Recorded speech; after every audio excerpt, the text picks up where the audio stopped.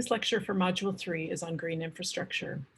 We talked about green infrastructure as a primary solution for urban hydrologic problems. Just to remind you again, green infrastructure is an approach to water management that protects, restores, or mimics the natural water cycle. So green infrastructure uses a combination of plants, topography, and built structures that allow stormwater to flow, infiltrate, and evaporate, returning more water to the soil and to the atmosphere. And the plants and soil in these structures filter out pollutants, leaving the water cleaner.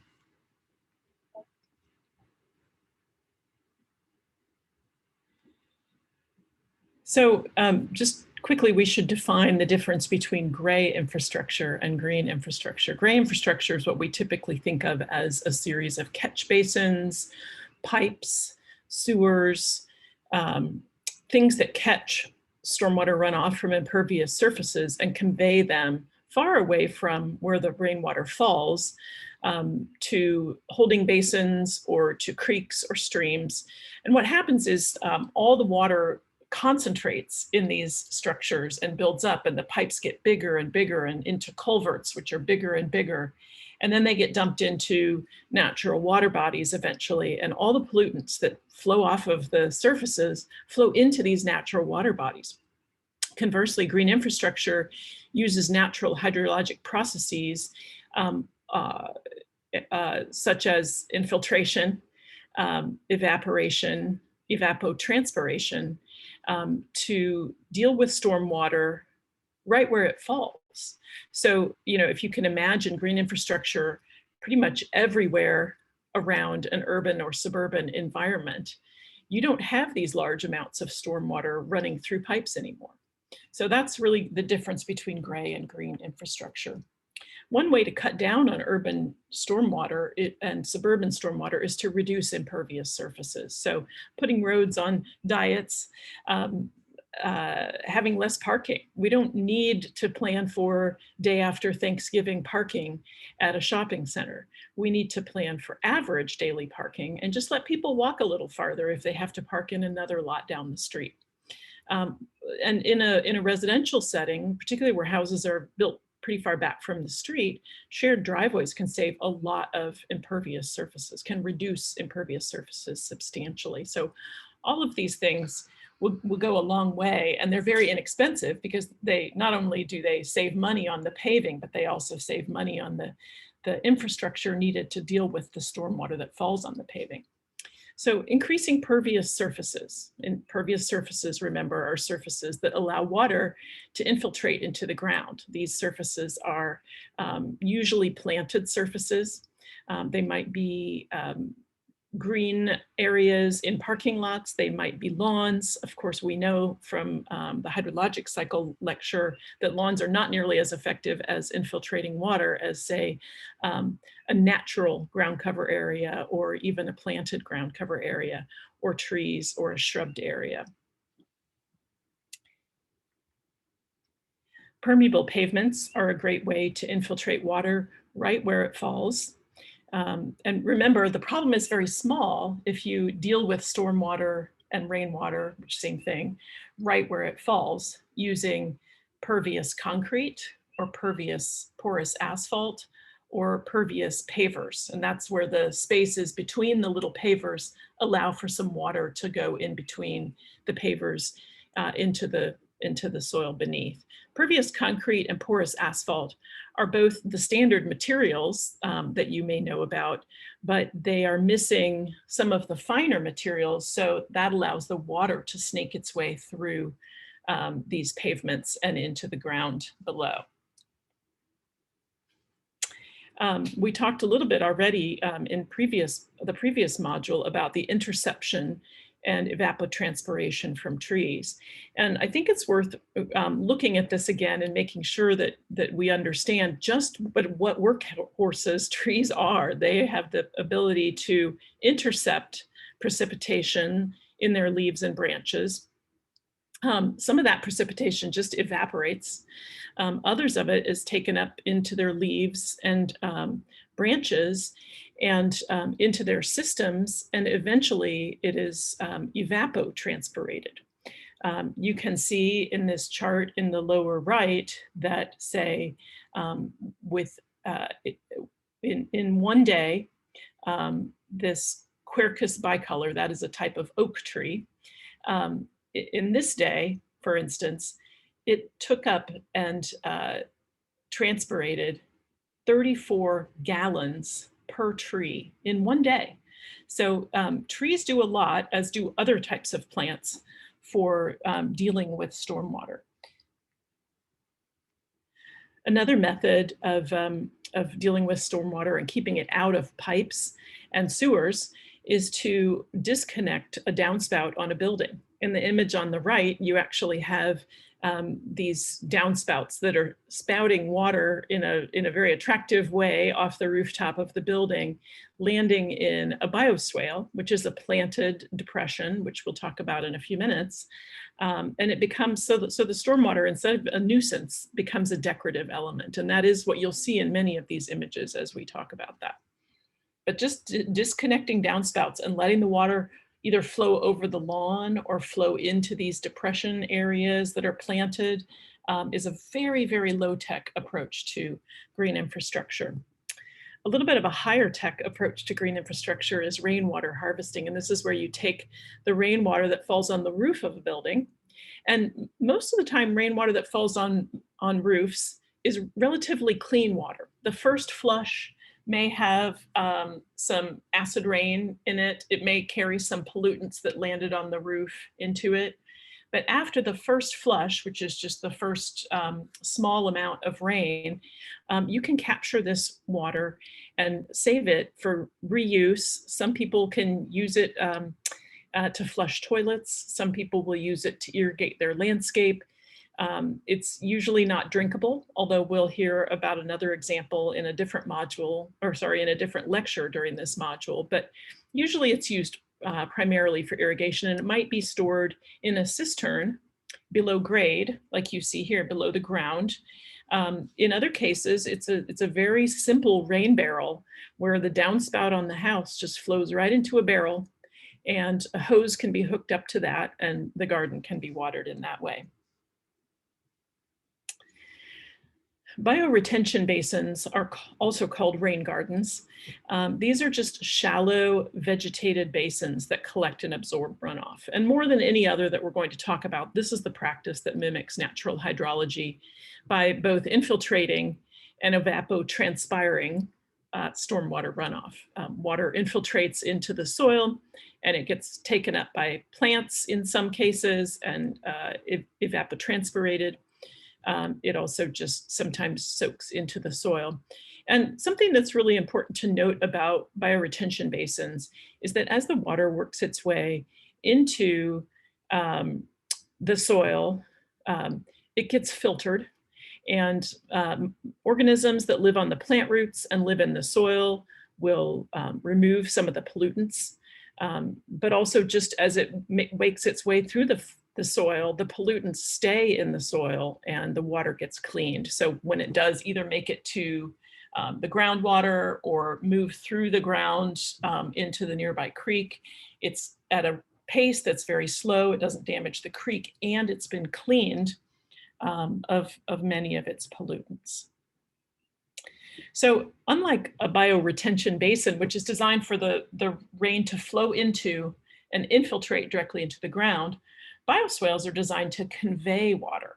So they might be located along a street where the bioswales convey the water from the street and in channels, and they convey it to a detention pond or a constructed wetland of some kind.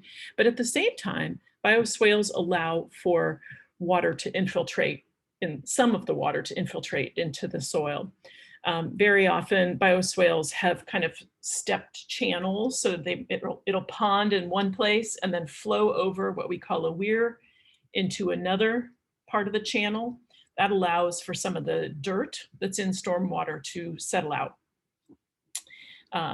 This is the High Point neighborhood in Seattle. I've tried to give you as many project names as possible, so if you're interested, you can You can look them up. This is a wonderful neighborhood that combines bioretention, bioswales, and porous concrete to deal with stormwater in really innovative ways in Seattle. So this is a diagram of bioswales, and you can see usually you need some way to have the surrounding pavement flow into them, and then the water enters kind of a sandy soil mix, but that has nutrients enough to support the plants, and the plant roots are generally deeply rooted. Then the water goes through a secondary filtration, which is usually sand or small gravel, and then it can filter into the local aquifer or to the groundwater. So just a note that bioswales are really great when they're placed along streets and parking lots, because those are places where a lot of stormwater tends to concentrate because they're usually impervious surfaces. Constructed wetlands are treatment systems, usually with multiple pools where water flows into it, into one pool. The sediments and heavier elements settle to the bottom. The clearer water flows into the next pool. These pools use vegetation and soils and microbial activity to improve the water quality as it flows from pool to pool to pool. And depending on what kinds of plants, the volume of water, the rate of water flow, et cetera, water coming out of constructed wetlands can be incredibly clean. And of course, these mimic natural wetlands. And these natural wetlands are really the best types of natural features that clean water. Think back to our ecosystem services discussions, and wetlands, of course, are critically important, provide critically important ecosystem services.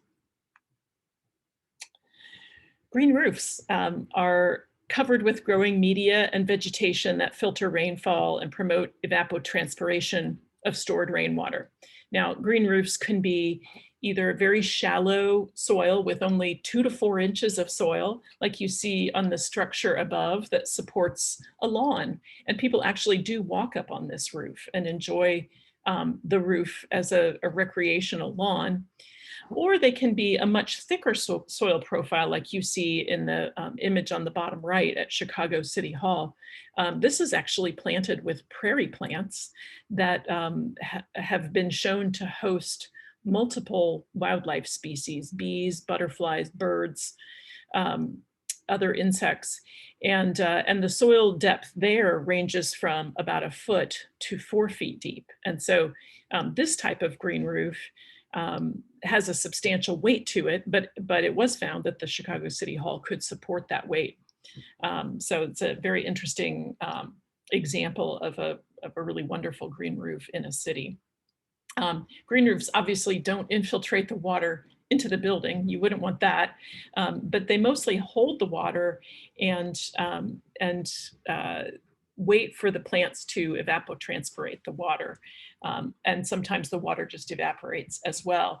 Green roofs also improve water quality. So any water that does filter through the roof and make its way into the storm system is much cleaner than if it had just fallen on a solid roof.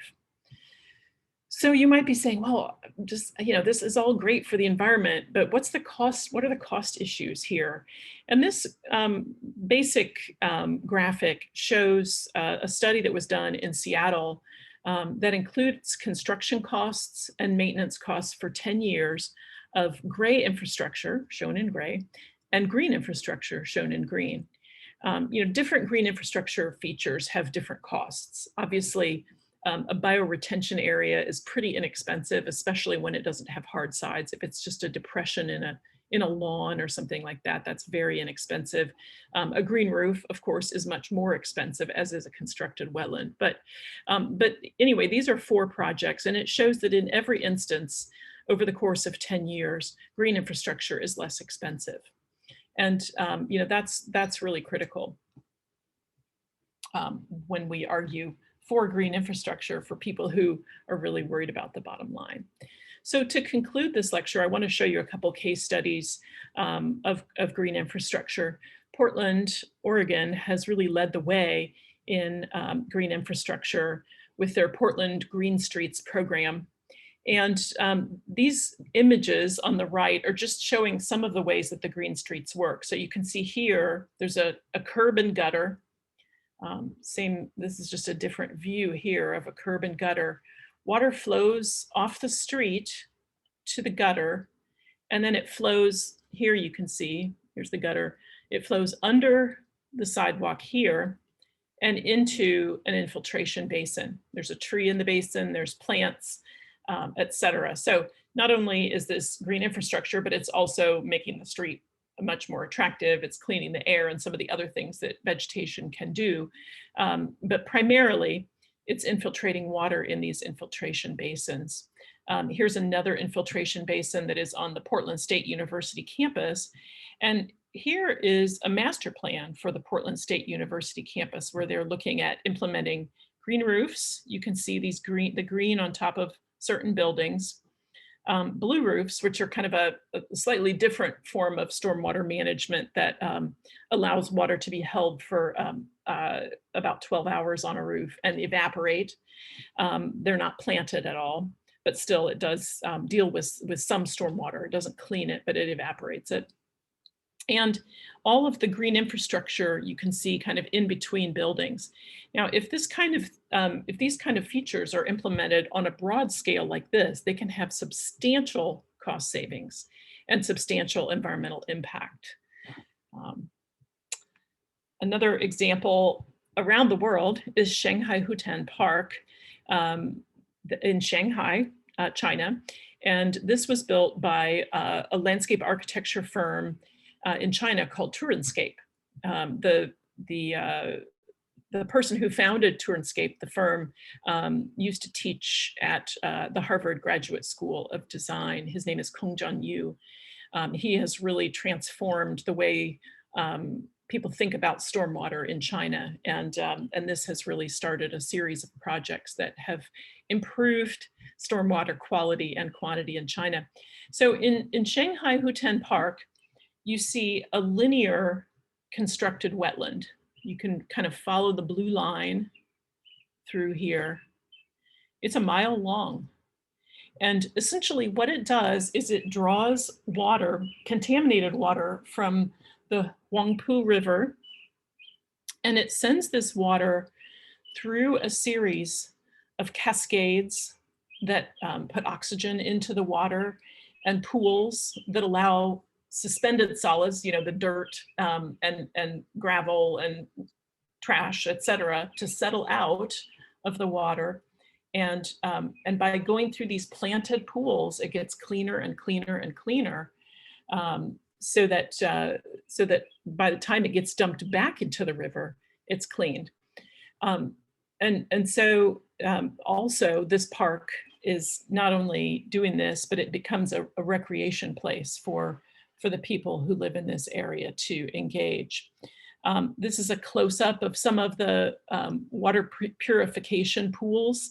And these pools reference a Chinese agricultural landscape with the terraces. But these were created to break down the elevation change from the water's edge to the road so that when the river does flood, this is a flood control measure, but it's also a water purification measure.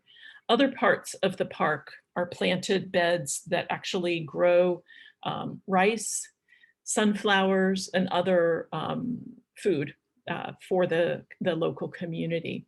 So this is a working landscape. It's dealing with water quality, it's dealing with stormwater, it's producing food, and it's a great place for recreation and for people to stroll. So when we get back to our ecosystem services, this really provides a tremendous amount of ecosystem services.